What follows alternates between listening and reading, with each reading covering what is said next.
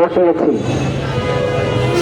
ঘটানোর পরে আমাদের স্বপ্ন ছিল, সেই শহীদের স্বপ্ন ছিল যে পরবর্তীতে আমাদের যে দেশ হবে, আমরা যে শাসন হবে, সেখানে অন্তত পক্ষে আমরা শান্তিপূর্ণভাবে থাকতে পারব।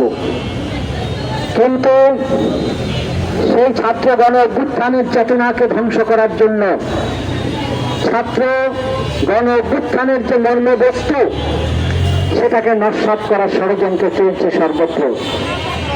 আমরা দেখি মানুষ স্বস্তিতে নেই, আমরা দেখি বিচার বহির্ভূত হত্যাকাণ্ডের মতো ভয়ঙ্কর হত্যাকাণ্ড চলছে।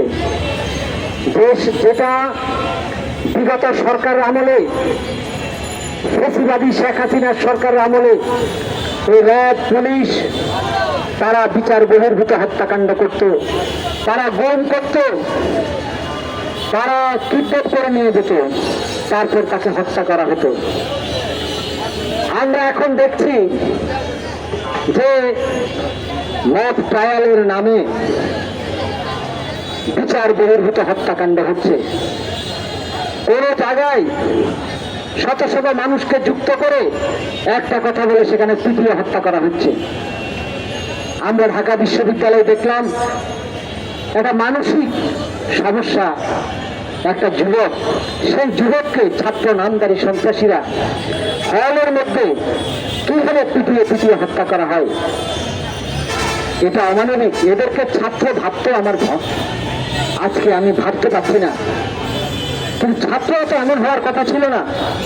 ঢাকা বিশ্ববিদ্যালয়ের মতো বিশ্ববিদ্যালয়ে যে ছাত্র পড়াশোনা করে, তারা কাদের টাকায় পড়াশোনা করে? শ্রমজীবী মানুষের টাকায়। এই যে গার্মেন্টস শ্রমিক, হকার, রিক্সা শ্রমিক সহ কৃষক, সারা দেশের জনগণ, তারা ট্যাক্স দেয় সরকারকে, সে ট্যাক্সের টাকা সরকারকে জমা হয়, সেখান থেকে বিশ্ববিদ্যালয়ে টাকা বরাদ্দ করা হয়। আজকে বিশ্ববিদ্যালয়ে যে ছেলে পড়াশোনা করে, সে অনেকে যে শ্রমজীবী মানুষ যারা জীবনও বিশ্ববিদ্যালয়ে তার সন্তানকে পড়াতে পারবে না, সেও কিন্তু ওখানে অর্থ দেয়। কিন্তু এই ছাত্র জানে না। ফলে একজন অপ্রকৃতিস্থ, যার মাথা ঠিক নাই, তাকে এরা কিভাবে নির্মমভাবে 3 ঘন্টা ধরে পিটিয়ে হত্যা করা হলো। এটা অবাক হওয়ার মতো বিষয়। আপনারা যারা ফেসবুকে দেখেছেন, পত্রিকায় দেখেছেন, এই দৃশ্যটা দেখা যায় না। এই দৃশ্যটা আমি নিজেই সহ্য করতে পারি না। এমন দানব হয়, অমানুষ হয়, এমন পশু হয়। আমরা শেখ হাসিনার সরকারের পশুদের দেখেছিলাম ছাত্রলীগের নাম দিয়া, ছাত্রলীগের নামধারী সন্ত্রাসীরা কিভাবে বুয়েটে সেই দিন হত্যা করা হয়েছিল আপনারকে আমরা দেখেছিলাম নির্মমভাবে পিটিয়ে। এই জাহাঙ্গীরনগর বিশ্ববিদ্যালয়, বিভিন্ন বিশ্ববিদ্যালয় হত্যা করেছে।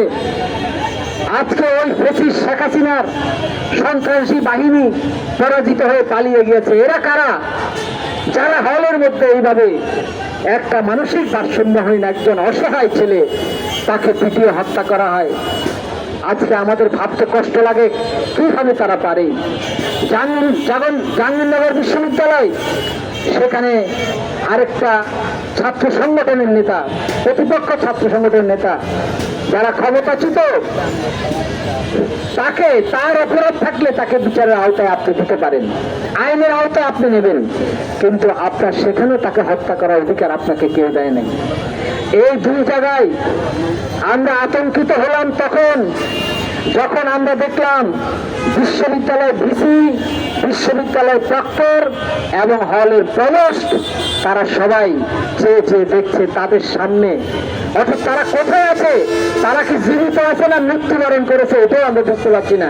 বিশ্ববিদ্যালয়ের উপাচার্য, তার তো পদত্যাগ করা দরকার ছিল। প্রক্টর, তার তো পদত্যাগ করা দরকার ছিল। সেই রকম একটা হলের মধ্যে একটা ছেলেকে পিটিয়ে মেরে ফেললো, আমরা কোন দায়িত্ব পালন করতে পারলাম না, আমরা এই ছেলেটাকে রক্ষা করতে পারলাম না। সেই প্রভোস্ট তার পদত্যাগ করার কথা ছিল, তার পরিবর্তে তারা বীর বাহাদুররা এই কাজ না করে তাদের দোষটা, তাদের গায়ে যেন দোষ না পড়ে, সেজন্য তারা ছাত্র রাজনীতি, শিক্ষক রাজনীতি বন্ধ করে দিয়েছে। ঢাকা বিশ্ববিদ্যালয়ের রাজনীতি নিষিদ্ধ, উদর পিণ্ডি ভূতর গাড়ি চাপিয়ে দিয়েছে। আর তোমরা বেশি অপদার্থ, তোমরা প্রত্যেক অপদার্থ, তোমাদের পদত্যাগ করা উচিত। ছাত্র রাজনীতি যদি সঠিকভাবে থাকতো তাহলে এই হত্যাকাণ্ড ঘটতো না। ছাত্র রাজনীতি সঠিক না থাকার কারণে ওই শেখ হাসিনা পেটোয়া বাহিনী তাদেরকে দিয়ে হত্যা করা হতো। আজকেও আরেকটা পেটোয়া বাহিনী তৈরি হয়েছে, তাদের দিয়ে হত্যা করা হচ্ছে। আমরা বলছি যদি সত্যিকারের ছাত্র রাজনীতি থাকতো তাহলে এমন হতো না। শরৎচন্দ্রের একটা কথা আছে, মানুষকে দিয়ে তখন পশুর কাজ করা যায় যদি মানুষকে পশু স্তরে নামিয়ে দেওয়া হয়। আমাদের এই ছাত্রদেরকে পশু স্তরে নামিয়ে দেওয়া হয়েছে। এই পশু স্তরে নামিয়ে দিয়ে পশুর কাজ তারা করায়, আর তারা ওই ছাত্র রাজনীতি বন্ধের নামে সেখানে আপনার জনগণে আইওয়াস করার চেষ্টা করে। আমরা অবিলম্বে বলি ঢাকা বিশ্ববিদ্যালয় প্রশাসন, সেই জাহাঙ্গীরনগরের বিশ্ববিদ্যালয় প্রশাসন, আপনাদের দায় নিয়ে আপনারা পদত্যাগ করুন। ছাত্র রাজনীতি বন্ধ করার নামে এই প্রতারণা বন্ধ করুন। প্রিয় বন্ধুগণ, শুধু তাই না, এইভাবে আরো অনেক হত্যাকাণ্ড ঘটছে। আমরা দেখি ওই যেমনিভাবে মুক্তিযুদ্ধের কথা বলে শেখ হাসিনার সরকার মুক্তিযুদ্ধের কথা বলে ফ্যাসিজম কায়েম করেছে, মুক্তিযুদ্ধের চেতনার বিপরীতে দেশ পরিচালনা করেছে। সাম্য, মানবিক মর্যাদা, সামাজিক সুবিচার সেগুলোকে বাদ দিয়ে ওই ফ্যাসিবাদী শাসন কায়েম করেছে শেখ হাসিনার ফ্যাসিবাদী সরকার। একদিকে জাতীয়তাবাদী ফ্যাসিবাদ, আরেকদিকে ধর্মীয় কুলপন্থক সাম্প্রদায়িক ফ্যাসিবাদ তৈরি হয়েছে। তারা আমরা যে গণতন্ত্রের জন্য লড়াই করেছিলাম, ছাত্র জনতা ফ্যাসিবাদের বিরুদ্ধে লড়াই করেছে। কোন ধরনের ফ্যাসিবাদ থাকতে পারে না। ফ্যাসিবাদটা কি? আমি যা মনে করি তাই আপনার উপর চাপিয়ে দেবো, আপনার কোনো কথা শুনবো না। আজকে যখন বাইতুল মোকাররমে দুইজন সন্ত্রাসী সেখানে যারা ধর্মের নামে তারা নিজেরা মারামারি করলো, এরা কখনো ধর্মপ্রাণ হতে পারে না। এরা ধর্মের নামে সন্ত্রাসী, এবং এরা ওই মসজিদের ভিতরে, মসজিদ একটা পবিত্র স্থান, সেখানে তারা মারামারি করে তাদের নিজের স্বার্থে। আমরা দেখেছি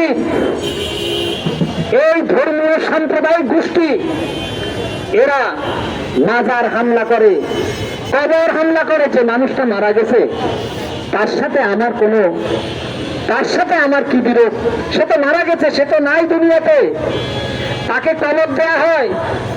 আপনি যখন মৃত্যুবরণ করার পরে তখন বলে না আপনাদের কোনো দাবি দেওয়া আছে? মানুষের কোনো তার উপর রাগ থাকলে বলছে যে আমি তাকে মাফ করে দিলাম। আর কবরের মধ্যে শুয়ে আছে, সেখানে গিয়ে এই সন্ত্রাসীরা, এই সাম্প্রদায়িক সন্ত্রাসীরা, এই ধর্মীয় সাম্প্রদায়িক গোষ্ঠী এরা সেখানে গিয়ে সেই কবরের মাটি ছড়িয়ে দিয়েছে, আগুন জ্বালিয়ে দিয়েছে। এটা কি মানুষের কাজ বলেন? এটা কি মানুষের কাজ না শয়তানের কাজ? এটা হলো শয়তানের কাজ। এরা মানুষরূপী শয়তান এই কাজটা করছে। মাজার, যারা মাজারে বিশ্বাস করে, যারা পীরে বিশ্বাস করে, সেটা তার বিশ্বাস, আমি বিশ্বাস নাও করতে পারি। ইসলাম ধর্মের মধ্যে বিভিন্ন রকম বিশ্বাস আছে। কেউ মাজার বিশ্বাস করে, কেউ মাজার বিশ্বাস করে না। কেউ পীরে বিশ্বাস করে, কেউ পীরে বিশ্বাস করে। পীরদের মধ্যে বহু পীর আছে, এই পীরে বিশ্বাস করে, ওই পীরে বিশ্বাস করে, বিভিন্ন রকম আছে। এরপর আসে শিয়া, সুন্নি, কাদিয়ানি, আরো অনেক আছে। সে যেটা বিশ্বাস করে এটা তার বিশ্বাসের ব্যাপার, আমি যেটা বিশ্বাস করি এটা আমার ব্যাপার। আমি তার সাথে আলোচনা করতে পারি, যুক্তি দিয়ে কথা বলতে পারি, আমি তার উপর আক্রমণ করতে পারি না। এটা হলো গণতন্ত্র। তাহলে আমরা যে গণতন্ত্রের জন্য লড়াই করছি, ও মাজার বিশ্বাস করে বলে আপনি জোর করে তাকে হত্যা করবেন? শাহজালালের মাজারের একজন ফকিরকে হত্যা করেছে। কত কপাল খারাপ যে তার বাড়ি কোথায় কেউ জানে না, তার লাশটা দেখে গ্রহণ করবে সে লোক নাই। যেমনিভাবে ঢাকা বিশ্ববিদ্যালয়ে মানসিক প্রতিবন্ধী যে ছেলেটাকে হত্যা করেছে তোফাজ্জল, সেই তোফাজ্জলের কেউ নাই, বাবাও নাই, মাও নাই, ভাইও নাই, বন্ধু নাই, কেউ নাই, তাকে হত্যা করা হয়েছে। তাহলে এই মানুষরা মাজারে থাকে, পীর ফকিররা এরা মাজারে থাকে, এদের বাড়িঘরের কোনো ঠিক নাই। এদেরকে পিটায় তুমি মেরে ফেললে? তুমি না ধর্মের কথা বলো? সত্যিকারের ধর্মপ্রাণ মানুষ কি কখনো এই কাজ করতে পারে? সত্যিকারের ধর্মপ্রাণ মানুষ কখনো এই কাজ করতে পারে? এরা ধর্মের নামে অধর্ম করে, এরা ধর্মের কথা বলে, এরা ধর্মের বিপক্ষে কাজ করে। মাজার হামলা করছে, মন্দিরে হামলা করছে, আমাদের মুক্তিযুদ্ধের ভাস্কর্য ভাঙছে। এরা 71-এর চিহ্নিত রাজাকার আলবদর। 71-এর চিহ্নিত রাজাকার আলবদর না থাকলে এরা আমাদের মুক্তিযুদ্ধের ভাস্কর্য ভাঙতে পারে না, এরা ভাঙছে। সুতরাং ছাত্র জনতার যে আন্দোলন, বৈষম্যহীন একটা সমাজের আকাঙ্ক্ষার যে আন্দোলন, সে আন্দোলনটাকে নস্যাৎ করার জন্য, ফ্যাসিবাদের বিরুদ্ধে গণতন্ত্রের যাত্রা ঘটানোর জন্য, ফ্যাসিবাদকে উচ্ছেদ করে গণতন্ত্র আনার জন্য যে সংগ্রাম, সেই সংগ্রামটাকে আজকে ধ্বংস করে দিচ্ছে। এর বিরুদ্ধে আজ আমাদের দাঁড়াতে হবে। আমরা বাসত করি বামপন্থীরা, আমরা রাজপথে আছি। আমরা বলছি, আপনি আমার আদর্শ ঠিক মনে নাও করতে পারেন, তাই বলে আমি আপনার উপর নির্যাতন করতে পারি না, আপনার উপর চাপিয়ে দিতে পারি না। আপনি আমারটা সমর্থন করতে পারেন না করতেন, এটা আপনার অধিকার। আপনারটা আমি সমর্থন করতে পারি না করতে। যখন আমি আমারটাই ঠিক বলে অন্যের উপর চাপিয়ে দেয়, তখন এটা অগণতান্ত্রিক, এটা কখনো করতে পারে না। এই ফ্যাসিবাদ আজ মানুষের মগজের ভিতরে ঢুকে গিয়েছে। শেখ হাসিনা আজকে ওই বাইতুল মোকাররমে যে মুসল্লিদের মধ্যে দুই মারামারি করছে, এতে প্রত্যেকটার মাথার ভিতরে শেখ হাসিনা বসে আছে। সুতরাং শেখ হাসিনা উচ্ছেদ হয়ে গেল, তার ফ্যাসিবাদ এদের মাথার মধ্যে আছে। যে মাজার ভাঙতে নাই, তার মাথার মধ্যে শেখ হাসিনা বসে আছে। যে ছাত্ররা, ছাত্র নামদারি সন্ত্রাসীরা আজকে নির্মমভাবে পিটিয়ে হত্যা করে, তাদের ভিতরে এক একটা শেখ হাসিনা বসে আছে। শেখ হাসিনার সফলতা কি? তিনি গত 16 বছর ধরে এমন শাসন করেছেন যে ঘরে ঘরে মানুষের মাথায় মাথায় সব জায়গায় ফ্যাসিবাদ ঢুকাইতে পারছেন। সুতরাং তার কোনো অসুবিধা নেই, কারণ আপনার মাথার ভিতরে সে ফ্যাসিবাদ দিয়ে দিছে। সুতরাং সে আরামে আছে এখানে। সেগুলো আমাদের দূর করতে হবে। শুধু তাই না, আপনারা দেখেন, বাঙালি, পাহাড়ি, আদিবাসী আমরা সবাই ভাই ভাই। পাকিস্তানি শাসনের বিরুদ্ধে লড়াই করে 71-এ মুক্তি অর্জন করেছি। আমরা শুধু বাঙালিরাই এই বাংলাদেশে থাকবো। চাকমা, মারমা, ত্রিপুরা, সাঁওতাল, কত ধরনের ধর্মীয়, সেখানে কত জাতি নির্গোষ্ঠী আছে, আদিবাসী আছে। আজকে তাদের অধিকার, ওই পাহাড় দিঘিনালায় গতকাল সেখানে ওই পাহাড়িদের উপর আক্রমণ করা হয়েছে এবং সেখানে একজন পাহাড়িকে হত্যা করা হয়েছে, তাদের বাড়ি ঘরে আগুন জ্বালিয়ে দেওয়া হয়েছে, তারা উদ্বাস্ত। এটা তো হতে পারে না। কাদের ইশারায় হচ্ছে? কারা এইসব কাজগুলো করছে? ওই পাহাড়ের সেনা শাসন চলছে, সেনা শাসন। বাংলাদেশের শাসন তো সেনা শাসন না। তাহলে পাহাড়, পার্বত্য চট্টগ্রাম কি বাংলাদেশের ভিতরে না? তাহলে বাংলাদেশে এক আইন, পাহাড়ে আরেক আইন। এটা তো চলতে পারে না। পাহাড়ে আর্মির শাসন চলছে। আমরা এই সমাবেশ থেকে স্পষ্ট বলতে চাই, ওই পাহাড়ের পার্বত্য অঞ্চলে সেনা শাসন বন্ধ করেন। ওখানে সেনা শাসন চলবে না, এখানে সেনা শাসন বন্ধ করতে হবে। শুধু তাই না, বর্তমান অন্তর্বর্তীকালীন সরকার গত পরশুদিন তারা সেনাবাহিনীকে ম্যাজিস্ট্রেসি ক্ষমতা দিয়েছে, বিচারিক ক্ষমতা দিয়েছে। আমরা বলছি এটা ভালো না। সেনাবাহিনীকে আমরা চিনি, সেই সেনাবাহিনী ওই এরশাদ সাহেব সেনাবাহিনীর লোক ছিলেন, সেভাবে করে আসছে। জিয়াউর রহমান সাহেব সেনাবাহিনীর লোক ছিলেন, ওখান থেকে আসি সালাম দিয়ে বলছে আপনাদের কল্যাণে আসছি, তারপরে দেশের শাসন ক্ষমতা বসে গেছে। সুতরাং আজকের যে সেনাবাহিনী তাদের যে বিচারিক ক্ষমতা দিয়েছেন, তাতে দেশের জনগণের জন্য ক্ষতি হবে। আমরা এই অন্তর্বর্তীকালীন সরকারের প্রতি আহ্বান জানাই, অবিলম্বে ওই আপনারা সিদ্ধান্ত পুনর্বিবেচনা করুন। আপনাদের ওই সিদ্ধান্ত বাতিল করে ওই সেখানে সেনাবাহিনীকে ম্যাজিস্ট্রেসি ক্ষমতা বাতিল করুন। প্রিয় বন্ধুগণ, এর বাইরে আমাদের নেতৃবৃন্দ বলছে ছাত্র জনতার অভ্যুত্থান ঘটিয়েছি, কিন্তু আমরা গরিব মানুষ, শ্রমজীবী মানুষ, আমাদের বেতন বাড়েনি। আমাদের যে মজুরি কাঠামো সেটা বাস্তবায়ন হয় নাই। সব কিছুর দাম বাড়ে, খালি আমাদের দাম কমে। সেটা হতে পারে না। সেজন্য নতুন মজুরি কাঠামো ঘোষণা করতে হবে। বাজারে জিনিসপত্রের দাম কমাতে হবে, আমাদের যান বাঁচাতে হবে। শ্রমজীবী মানুষের যান বাঁচবে না যদি জিনিসপত্রের দাম বাড়ে। জিনিসপত্রের দাম কমাতে হবে। আমরা বাংলাদেশের সমাজতান্ত্রিক দল বাসদের পক্ষ থেকে আজকে এই সমাবেশে এই কথাগুলো বলে আমরা এখানে সমবেত হয়েছি। আমরা আপনাদেরকে বলবো, বাসদের পক্ষ থেকে আমরা এলাকায় এলাকায় সমাবেশ, পাড়া মহল্লায় এবং সেখানে থানায় থানায় সমাবেশ করবো। আপনারা উদ্যোগ নেবেন।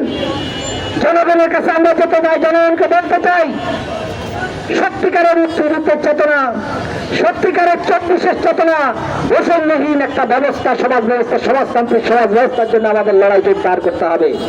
আগামী দিনে সেই সংগ্রামে আপনারা থাকবেন, সে আশা